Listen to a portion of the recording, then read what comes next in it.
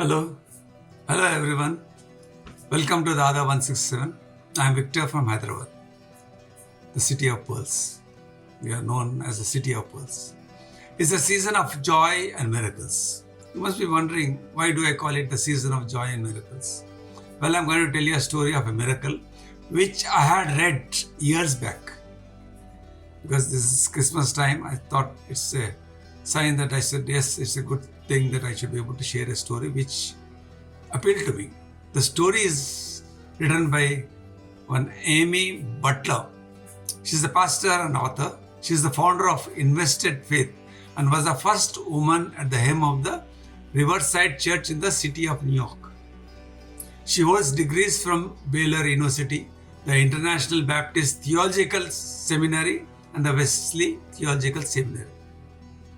I'm talking about the day of December 24th, 1997. And she, Amy Butler, was newly ordained and was working at a large gospel rescue mission in New Orleans.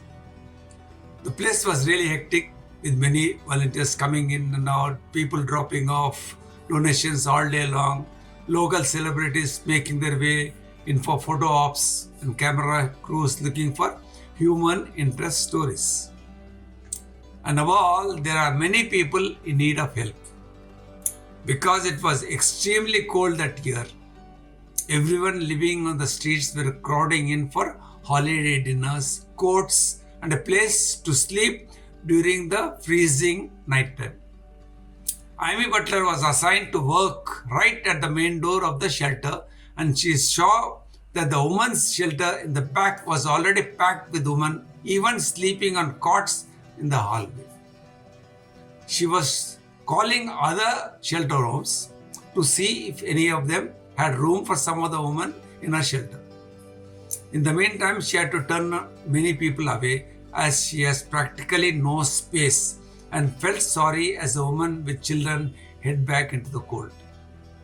As the sun began to disappear, a woman came through the front door with two children, aged about 10 and 12, a boy and a girl. Though she was well dressed, she looked distressed. Tears in her eyes, she approached the desk hesitantly, not even wiping the tears in her eyes, and explained that her husband had problems with drugs and that they left the house quickly before he became violent. She didn't have any family in town, no place to go that night, and no money for a hotel. She went on to explain that they had already been to every other homeless shelter in town, but no one had room for her and her kids.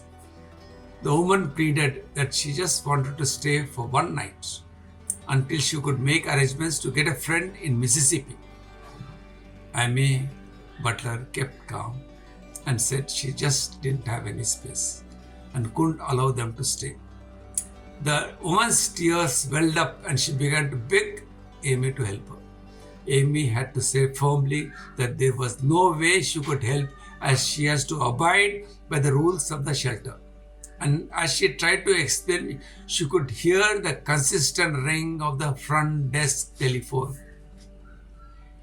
Excusing herself, Amy answered, and a woman introduced herself as Joyce Smith, and that she's a member of Greater Saint Stephen's Full Gospel Baptist Church.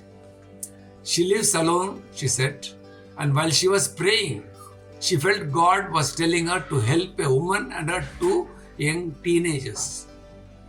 Exhausted, Amy called the woman and handing over the phone to her said, "This call could be for you, and it's for her, and it's for you." Joyce Smith did come to pick up the family up. They did spend Christmas with her, opening presents and sleeping safely. And they did get on a bus 2 days later to get to a friend who could help them.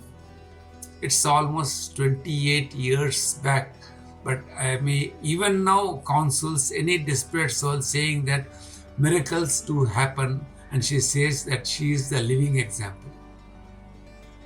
Dear brothers and sisters, nieces and nephews, miracles do happen.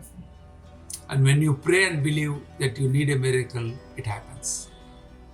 Even now, whenever Amy recollects the miracle, Amy hears the words of Luke's gospel ringing in her head.